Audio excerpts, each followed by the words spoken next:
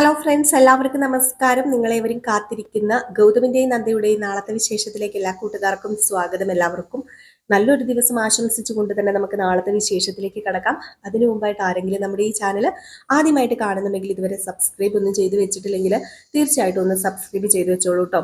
അതിനോടൊപ്പം മാക്സിമം എല്ലാവരും നമ്മുടെ വീഡിയോ ഇഷ്ടപ്പെടുകയാണെങ്കിൽ ഒരു ലൈക്ക് അടിച്ചിട്ടേ പോകാവുള്ളേ. അപ്പൊ നമുക്ക് നേരെ നാളത്തെ വിശേഷത്തിലേക്ക് തന്നെ കിടക്കാം. അങ്ങനെ നമ്മുടെ നന്ദയ്ക്ക് ഒരു വിധത്തിൽ കുട്ടീനെ കിട്ടി. കുട്ടീനെ തിരികെ വീട്ടിൽ കൊണ്ടുപോയി കേട്ടോ. പക്ഷെ ഇന്നത്തെ ലാസ്റ്റ് സീൻ എന്ന് പറഞ്ഞാൽ അതൊന്നും അല്ലായിരുന്നു. നമ്മുടെ പവിത്രയുടെ കള്ളത്തരം എന്താണെന്ന് കണ്ടുപിടിച്ചേ പറ്റൂ അരുണിന്. അപ്പൊ അതുകൊണ്ടുള്ള ചെറിയ ചെറിയ നീക്കങ്ങളൊക്കെയാണ്. അപ്പം കനകമ്മയായിട്ട് ഇങ്ങനെ സംസാരിക്കുകയും കനകമ്മയോട് എന്തൊക്കെയോ പറയുകയൊക്കെ ചെയ്യുന്നത് ദൂരെ ഒരു കൂട്ടുകാരനുമായിട്ട് നിന്ന് കണ്ടു. അങ്ങനെ ആ കൂട്ടുകാരനോട് പറയാ, എന്തോ ഈ തള്ളയുമായിട്ട് അവക്കുണ്ട്. അതുകൊണ്ട് തന്നെയാണ് വീട്ടിലും അവിടെയും എവിടെയും മുക്കിലും മൂലയ്ക്കും ഒക്കെ വെച്ചുള്ള സംസാരിക്കുന്നുണ്ട്. എന്താണെന്ന് അറിയില്ല, എന്താണെങ്കിലും അത് കണ്ടുപിടിച്ചേ പറ്റൂ. ഇതിനൊക്കെ പിന്നിൽ എന്താണെന്ന് എനിക്ക് മനസ്സിലാവുന്നില്ലടാ. അവളുടെ വയറ്റിലൊരു കുഞ്ഞുണ്ട്. അതും അവൾ ഈ തള്ളേനെ കാണാൻ എന്തിനാ വന്നത്? ഇത് ഞങ്ങളുടെ വീട്ടിലെ വേലക്കാരിയാ. ഇവരുമായിട്ട് ഇവൾക്ക് എന്ത് ബന്ധമാണുള്ളത്? ഒന്നും അങ്ങോട്ട് എത്തും പിടിയും കിട്ടുന്നില്ല. ഒരു ലോജിക്ക് ഇല്ലല്ലോ ഒന്നിനും എന്നൊക്കെ പറഞ്ഞുകൊണ്ട് വളരെ വിഷമത്തോടു കൂടി നമ്മുടെ അരുൺ തിരികെ പോവാണ് കേട്ടോ. ഏതായാലും നമ്മുടെ പവിത്ര നിവർത്തി കെട്ട് ലാസ്റ്റ് ഒരു മോതിരം ഊരി കൊടുക്കുകയാണ്. കാരണം നിവർത്തി കെട്ടെന്ന് പറഞ്ഞാല് കനകമ്മ പറഞ്ഞു, നീ ഇങ്ങനെ എനിക്ക് പൈസ തരുവോ, സ്വർണം തരുവോ ചെയ്തില്ലെങ്കിൽ നിന്റെ കള്ളത്തരങ്ങളൊക്കെ വീട്ടിൽ ഞാൻ പറയും. പിന്നെ നിനക്ക് പട്ടിയുടെ സ്ഥാനം പോലും ഉണ്ടാവത്തില്ല. അത് മാത്രമല്ല, ഇപ്പം നിന്നെ പരിചരിക്കുന്നവര് നിന്നെ ഇന്ത്യവരം തറവാട്ടിൽ നിന്ന് വെളിയിൽ ചാടിക്കും, നിന്റെ ഭർത്താവ് സഹിതം. ഇതൂടെ കേട്ടപ്പോൾ പവിത്ര ഒന്നാമത് പേടിച്ചു തൂറിയാണ്, ഒരു പൊട്ടിയാണല്ലോ. അപ്പൊ അതുകൊണ്ട് തന്നെ സ്വർണമൊക്കെ കൊടുക്കുന്നുണ്ട്. അപ്പൊ എന്തോ ഇതിന്റെ പിന്നിലുണ്ട് എന്ന് മനസ്സിലായി. പക്ഷെ അതെന്താണെന്ന് അങ്ങോട്ട് വ്യക്തത ഇല്ലായിരുന്നു. അപ്പൊ ആ ഒരു സീനൊക്കെ കഴിഞ്ഞിട്ട് പിന്നെ നമ്മുടെ നന്ദയാ കാണിക്കുന്നത്. അപ്പൊ നന്ദ കുട്ടിയായിട്ട് പെട്ടെന്ന് കുട്ടിയായിട്ട് ഇങ്ങനെ കിടന്നുറങ്ങുമ്പം ഗൗരിമോള് പെട്ടെന്ന് ഇങ്ങനെ എണീറ്റിട്ട് അമ്മ അമ്മ എണീറ്റിട്ട് പോവല്ലേ അമ്മ എന്ന് പറഞ്ഞുകൊണ്ട് ഭയങ്കര കാർച്ച. അപ്പൊ നന്ദ മോളെ എന്താ പറ്റിയത് എന്ന് പറഞ്ഞ് എണീറ്റപ്പം അത് പിന്നെ എനിക്ക് പേടിയമ്മ, എനിക്ക് കണ്ണടയ്ക്കാൻ പറ്റുന്നില്ല. കണ്ണടച്ചു കഴിഞ്ഞാല് അമ്മ എന്നെ ഇട്ടിട്ട് പോവോ എന്നുള്ള പേടിയാ എനിക്ക്. അമ്മ ഇനി എന്നെ ഇട്ടിട്ട് പോവോ? ഒരു ദിവസം ഞാൻ ഉറങ്ങിയപ്പോഴല്ലേ ഉണർന്നപ്പോ അമ്മേനെ കാണാതായതും അമ്മ എൻ്റെ അടുത്ത് ഇല്ലാതായതും ഒക്കെ. എനിക്കതൊക്കെ ഓർത്തിട്ട് ഒരു സമാധാനവും ഇല്ല. എന്തോ വല്ലാത്ത പേടി തോന്നും അമ്മ. അമ്മ എന്നെ ഇട്ടിട്ട് പോവോ? ഇനി ഞാൻ ഉറങ്ങി എണീക്കുമ്പം അമ്മ എൻ്റെ അടുത്ത് കാണത്തില്ലേ എന്നൊക്കെ ചോദിച്ചപ്പോഴത്തേക്കും നന്ദയ്ക്ക് വിഷമായിട്ടോ. നന്ദ പറഞ്ഞു, എന്താ മോൾ ഇങ്ങനെയൊക്കെ പറയുന്നത്? പേടിക്കാതെ, മോൾ ഒരിക്കലും പേടിക്കരുത്. അമ്മ മോളെ ഇട്ടിട്ട് പോവാനോ? ഇത്രയും വർഷം എൻ്റെ മോളെ പൊന്നു പോലെ നോക്കിയത് മോളെ ഇട്ടിട്ട് പോകാനാണോ? എനിക്കിതിന് കഴിയുമോ? ഈ ലോകത്ത് അമ്മയ്ക്കും മോളും മോക്കി അമ്മയും മാത്രമല്ലേ ഉള്ളൂ, വേറെ ആരും ഇല്ലല്ലോ. പിന്നെ എന്തിനാ ഈ അമ്മ മോളെ ഇട്ടിട്ട് പോകുന്നത്? അല്ല, പിന്നെ നന്ദുമോന്റെ വീട്ടിൽ പോയപ്പം അവിടെ അമ്മ വന്നില്ലല്ലോ. അവിടെ അമ്മ വരാതെ 2-3 ദിവസം മാറി നിന്നല്ലോ. അതെന്തിനാ? എന്നെ വിളിക്കുപോലും ചെയ്തില്ല. എന്താ അമ്മയ്ക്ക് പറ്റിയത്? അമ്മ, നമുക്കൊരു കാര്യം ചെയ്യാം. നമുക്കിവിടെ നിൽക്കണ്ട, ശാന്തിപുരത്തേക്ക് പോകാം. അവിടെ ആകുമ്പം അമ്മയ്ക്ക് എന്നോട് ഒത്തിരി ഒത്തിരി സ്നേഹമുണ്ട്. ഇവിടെ ആകുമ്പോൾ അമ്മയ്ക്ക് എന്നോട് സ്നേഹമില്ല. അമ്മയ്ക്ക് എന്തോ ഒരു വ്യത്യാസം ഇവിടെ വന്നതിൽ പിന്നെ നമുക്ക് പോകാമ്മ. പോകാം മോളെ, നമുക്ക് ശാന്തിപുരത്തേക്ക് തന്നെ തിരിച്ചു പോകണം. ഇവിടെ നിന്നാൽ ശരിയാവില്ല. ശാന്തിപുരം തന്നെയാ നമ്മുടെ നാട്. നമുക്ക് അത് മതി. വേറെ ആരുമായിട്ടുള്ള ഒരു ബന്ധവും നമുക്ക് വേണ്ട. മോളി അമ്മേനെ കെട്ടിപ്പിടിച്ചു കിടന്നു എന്നൊക്കെ പറഞ്ഞ് ആ കുട്ടീനെ കെട്ടിപ്പിടിച്ച് നമ്മുടെ നന്ദ കിടക്കാണ് കേട്ടോ. ഇതേ സമയം ഉറക്കവും സമാധാനവും ഇല്ലാതെ നമ്മുടെ ഗൗതം അങ്ങോട്ടും ഇങ്ങോട്ടും ഒക്കെ നടക്കാണ്. നന്ദുമോൻ അടുത്തുണ്ടെങ്കിലും ഉറങ്ങാൻ പറ്റുന്നില്ല. സ്വന്തം രക്തത്തിലുള്ള ആ കുഞ്ഞിന്റെ മുഖം മാത്രമാണ് ഇപ്പം നമ്മുടെ ഗൗതമിന്റെ മനസ്സിലുള്ളത്. ഗൗതം അങ്ങോട്ടും ഇങ്ങോട്ടും നടന്ന് ആ കുട്ടിയെ പരിചരിച്ചതും ലാളിച്ചതും കോഞ്ചിച്ചതും ഒക്കെ ഇങ്ങനെ ഓർക്കുക. ചോറ് വാരി കൊടുത്തതും ഒക്കെ ഇങ്ങനെ ഓർക്കുക. പനി വന്നപ്പോൾ ചേർത്ത് പിടിച്ചതും ഒക്കെ ഇങ്ങനെ ഓർത്ത് വളരെയധികം സങ്കടപ്പെടുക. ഉറങ്ങാനേ പറ്റുന്നില്ല. അങ്ങോട്ടും ഇങ്ങോട്ടും ഒക്കെ നടക്കുക. ലക്ഷ്മി വന്നിട്ട് ചോദിക്കുക, എന്താ മോനെ നിനക്ക് പറ്റിയത്? നീ എന്താ ഇങ്ങനെ ആയിത്തീരുന്നത്? നീ പണ്ടത്തെ അവസ്ഥയിലാക്കിയോ ആണല്ലോ പൊക്കോണ്ടിരിക്കുന്നത്. അറിയാലോ, ഒരു കുഞ്ഞ് നഷ്ടപ്പെട്ട് കഴിഞ്ഞ് നീ നിന്റെ മനസ്സിന്റെ താളം തെറ്റിച്ചതാണ്.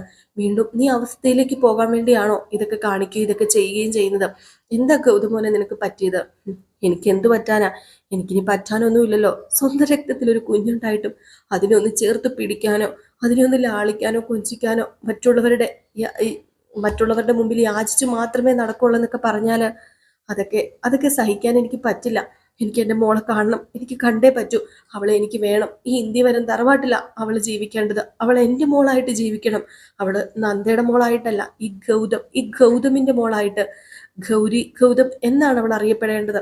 അല്ലാതെ ഒരിക്കലും ഗൗരിനന്ദ എന്ന് അവൾ അറിയപ്പെടുന്നത് എനിക്ക് സഹിക്കില്ലമ്മ. എനിക്ക് പറ്റുന്നില്ല. എനിക്ക് താങ്ങാൻ കഴിയുന്നില്ല. ഒരു അമ്മയുടെ വേദന എല്ലാവരും മനസ്സിലാക്കാൻ ശ്രമിക്കുമ്പോൾ ഒരച്ഛന്റെ വേദന ആരും ഇവിടെ മനസ്സിലാക്കാൻ ശ്രമിക്കുന്നില്ല. ഞാനൊരു അച്ഛനാ. എന്റെ രക്തത്തിൽ ഒരു കുഞ്ഞുണ്ടെന്ന് അറിഞ്ഞ അന്ന് മുതൽ ആ കുഞ്ഞിനെ കാണാൻ എന്റെ മനസ്സ് വെമ്പുമായിരുന്നു. അതിന് ഞാൻ എടുത്ത് ഇവിടെ കൊണ്ടുവന്നപ്പോ മുതൽ എന്റെ മനസ്സിൽ എന്തോ എന്തോ പുതുജീവൻ വന്നതുപോലെയായിരുന്നു. അല്ല മോനെ, അപ്പൊ നന്ദുമോനെ അവൻ എന്റെ മോൻ തന്നെയാ. അവന് ഞാൻ മാറ്റി നിർത്തുന്നില്ലല്ലോ. പക്ഷെ എന്റെ ഗൗരിമോളും എന്റെ കൂടെ വേണം എന്ന് പറഞ്ഞുകൊണ്ട് ഭയങ്കരമായിട്ടും സങ്കടം. ഇതൊക്കെ നമ്മുടെ മോഹിനി നിന്ന് കേൾക്കണുണ്ടേ. മോഹിനി പതുക്കെ മാറിപ്പോയിട്ട് ഇതൊക്കെ ഇവിടെ എന്തൊക്കെ കൂത്താണോ എന്റെ ദൈവമേ നടക്കുന്നത്. ഇല്ല, ഒരിക്കലും ഒരിക്കലും ആ കുട്ടി ഗൗതമിന്റെ കുട്ടിയല്ല എന്നിങ്ങനെയെന്ന് നമ്മുടെ മോഹിനി ഭർത്താവിനോട് പറയാ. അപ്പോഴത്തേക്കും മോഹിനിയുടെ ഭർത്താവ് നീ എന്താ ഈ പറയുന്നത്, അവന് ഉറപ്പുണ്ടല്ലോ, പിന്നെ നീ ഇപ്പം പറഞ്ഞെന്ന് ഓർത്തുകൊണ്ട് അതല്ലാതിരിക്കില്ലല്ലോ. അങ്ങനെ ആയിക്കഴിഞ്ഞാലേ നമുക്ക് മാത്രമല്ല പ്രശ്നം. ദേ പിങ്കി ഇവിടെ വരാൻ പറഞ്ഞു. പിങ്കി അവിടെ നിൽക്കായിരുന്നു. പിങ്കിനെ വിളിച്ചിട്ട് പറഞ്ഞു നിനക്കും കൂടെയാ, നീ ഓർക്കണം. ദേ നീ ഈ വീട്ടില് വന്നിട്ട് എത്ര വർഷമായി? അപ്പം മുതല് ഗൗതം നിന്നെ ഭാര്യയുടെ സ്ഥാനത്ത് കണ്ടിട്ടുണ്ടോ? ഇല്ലല്ലോ. നീ കെഞ്ചി ലാളിച്ച് പുറകെ നടന്നിട്ടും നിന്നെ ഭാര്യ ആക്കിയിട്ടില്ല. അപ്പോഴെന്താ നീ വിചാരിക്കേണ്ടത്? അപ്പോഴും അവന്റെ മനസ്സിലുള്ളത് നന്ദ മാത്രമാണ്. ആ നന്ദയുടെ കുഞ്ഞിനെ അവനിപ്പം ഇങ്ങോട്ട് കൊണ്ടുവരാൻ ശ്രമിക്കുന്നുണ്ട്, കൂടെ നിർത്താൻ ശ്രമിക്കുന്നുണ്ടെങ്കിൽ നീ ഒന്ന് ആലോചിച്ചോ പിങ്കി, നിന്റെ ജീവിതം ഇവിടെ തീർന്നെന്ന് കൂട്ടിക്കൊണ്ടാ മതി. നീയും ദേ ഈ വീട്ടിലെ ദത്തുപുത്രനും ഈ വീട്ടിലെ എന്ത് സ്ഥാനമാണുള്ളത്? എന്തെങ്കിലും അവകാശവും സ്ഥാനവും ഉണ്ടോ?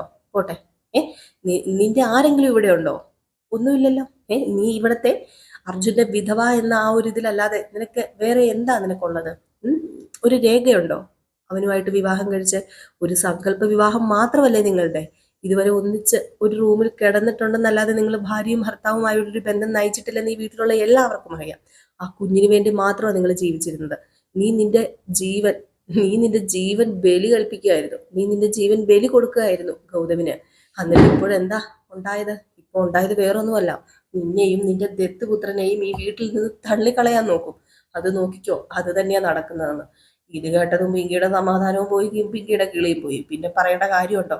പിങ്കിക്ക് ആകെപ്പാടെ ദേഷ്യമോ വൈരാഗ്യമോ ഗൗതമിനോടോ പിങ്കിയോടോ അല്ല നന്ദയോടോ ഒക്കെ ഇങ്ങനെ തോന്നുക പിങ്കിക്ക്. അങ്ങനെ പിങ്കി വല്ലാത്തൊരവസ്ഥയിലൂടെ ഇങ്ങനെ കടന്നു പോവാം. ഈ സമയത്ത് നമ്മുടെ ഗൗതമാണെങ്കിൽ നന്ദുമോനെ ശ്രദ്ധിക്കാതെ ഗൗരിമോളുടെ ഫോട്ടോ ഒക്കെ എടുത്തു വെച്ച് ഇങ്ങനെ നോക്കുകയും കരയുകയൊക്കെ ചെയ്യുമ്പോഴത്തേക്കും നമ്മുടെ നന്ദുമോൻ ചോദിക്കുന്നുണ്ട്, എന്താ പപ്പായ്ക്ക് പറ്റിയത്? പപ്പ എന്തിനാ ഇങ്ങനെ ഗൗരിമോളുടെ ഫോട്ടോ എടുത്ത് വെച്ച് കരയുന്നത്? ഗൗരിമോളെ പപ്പയ്ക്ക് അത്രയ്ക്ക് ഇഷ്ടാ?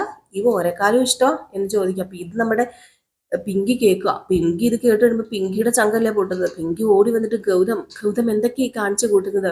ഗൗതം ഒന്ന് ഓർക്കണം, തലമറന്ന് എണ്ണ തേക്കരുത്. ഗൗതമിന്റെ മനസ്സിന്റെ താളം തെറ്റിയപ്പോൾ നമുക്ക് കിട്ടിയതാ ദേ നമ്മുടെ മോനെ. ആ മോനെ നമ്മൾ ചേർത്ത് പിടിച്ച് ഇത്രയും നാൾ വളർത്തിക്കൊണ്ട് വന്നത് ഇതിനു വേണ്ടിയായിരുന്നോ?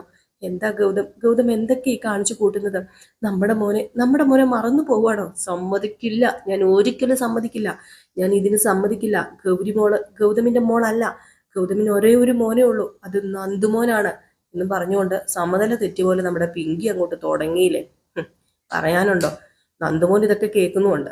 അപ്പം ഗൗതം പറയുന്നുണ്ട്, പിങ്കി നീ ഒന്നും മിണ്ടാതിരിക്കുക, ഞാൻ പറഞ്ഞിട്ടുണ്ട് പിള്ളേരുടെ മുമ്പിൽ വെച്ച് ഇവക്ക് കാര്യങ്ങൾ സംസാരിക്കരുതെന്ന്. പിന്നെ ആരുടെ മുമ്പിൽ വെച്ചാൽ ഞാൻ സംസാരിക്കുന്നത്? എൻ്റെ മോനെ വേർതിരിച്ച് തരംതിരിച്ച് കാണുന്ന നിങ്ങളോട് ഞാൻ പിന്നെ എന്താണ് പറയേണ്ടത്? ഗൗരിമോൾ കേട്ട് കേട്ട് ഞാൻ മടുത്തു. അതുകൊണ്ട് ഞാൻ പറയാ, വേണ്ട, ഇനി ഇത് ആവർത്തിക്കരുത് എന്ന് പറഞ്ഞു. എന്നാലും ഈ സമയത്ത് നമ്മുടെ ഗൗരിമോളെ വിടാൻ പറ്റുമോ? ഏതായാലും നേരം പരപരാ വെളുത്ത് കഴിഞ്ഞപ്പോഴത്തേക്കും ഒരു സമാധാനവും ഇല്ലാതെ ഗൗരിമോളെ കാണാൻ വേണ്ടി നമ്മുടെ നന്ദയുടെ അടുത്തേക്ക് പോവുകയാണ് ഗൗതം. അവിടെ ചെന്ന് കഴിയുമ്പോഴേക്കും സത്യം പറഞ്ഞ വാതിൽ പോലും തുറക്കുന്നില്ല നന്ദയെ അടിച്ചാട്ടി ഇറക്കി വിടുന്ന പോലെ ആണ് നമ്മുടെ ഗൗതമിനോട് പെരുമാറുന്നത്. പക്ഷെ എൻ്റെ കുട്ടിയെ കണ്ടിട്ടേ ഞാൻ പോകൂ, എനിക്ക് എൻ്റെ കുട്ടിയെ കാണണം, അതിനുള്ള അവകാശം എനിക്കുണ്ട്, ഇല്ലെങ്കിൽ ഞാൻ കോടതിയിൽ പോയി അവകാശം മേടിക്കും എന്നൊക്കെ പറഞ്ഞ് വെല്ലുവിളിക്കുകയാണ്. ഇത് നമ്മുടെ ഗൗരിമോള് കേൾക്കുന്നൊന്നുമില്ല. ഏതായാലും ഗൗതം ഇങ്ങോട്ട് പുറപ്പെട്ടിട്ടുണ്ട് എന്നറിഞ്ഞപ്പോൾ നമ്മുടെ പിങ്കിക്ക് സമനില തെറ്റിയിരിക്കുകയാണ് കേട്ടോ. നമ്മുടെ ഇടയ്ക്ക് പറയുമ്പോൾ പേരെന്തെങ്കിലും മിസ് ചെയ്ത് പോയിട്ടുണ്ടെങ്കിൽ, പേരെന്തെങ്കിലും അങ്ങോട്ടും ഇങ്ങോട്ടും മാറിപ്പോയിട്ടുണ്ടെങ്കിൽ ഒന്ന് ക്ഷമിച്ചേക്കണേ. വെപ്രാളത്തിൽ കയറി പിടിച്ച് പറയുമ്പോഴത്തേക്കും ചിലപ്പം പേരുകളൊക്കെ മാറാൻ ചാൻസ് ഉണ്ട്. പരമാവധി ഞാൻ ശ്രദ്ധിക്കാറുണ്ട്. എങ്കിലും എത്ര ശ്രദ്ധിച്ചു കഴിഞ്ഞാലും ചിലപ്പോൾ തെറ്റൊക്കെ പറ്റാറുണ്ട്. ഒന്ന് ക്ഷമിച്ചേക്കണേ. അപ്പോൾ എല്ലാവരും കാത്തിരിക്കുക. നാളത്തെ വിശേഷത്തിൻ്റെ ഏകദേശം കാര്യങ്ങളൊക്കെ ഞാൻ ഉൾപ്പെടുത്തി ഒരു ചെറിയൊരു പ്രമോ വിശേഷമാണ് പറഞ്ഞിരിക്കുന്നത്. ഫുൾ വിശേഷമായിട്ട് നാളെ രാവിലെ തന്നെ ഞാൻ എത്തുന്നതായിരിക്കും. എന്നും രാവിലെ ഒരു 9 മണിയോട് കൂടി നമ്മൾ ഫുൾ വിശേഷം പോസ്റ്റ് ചെയ്യാറുണ്ട്. ആരെങ്കിലും ഇതുവരെ അറിഞ്ഞിട്ടില്ലെങ്കിൽ ഇപ്പൊ കേട്ട് വെച്ചോളൂ. നമ്മൾ രാവിലെ 9 മണിക്കും 9:30ക്കും ഇടയ്ക്ക് നമ്മൾ ഫുൾ വിശേഷം ഇടാറുണ്ട്. അപ്പം ഇഷ്ടമുള്ളവരൊക്കെ കയറി കാണുക. പോകുന്നതിന് മുമ്പായിട്ട് ഒരു ലൈക്കും കൂടി അടിച്ചിട്ട് പോകണം കേട്ടോ. അപ്പം എല്ലാവർക്കും ടാറ്റാ, ബൈ ബൈ.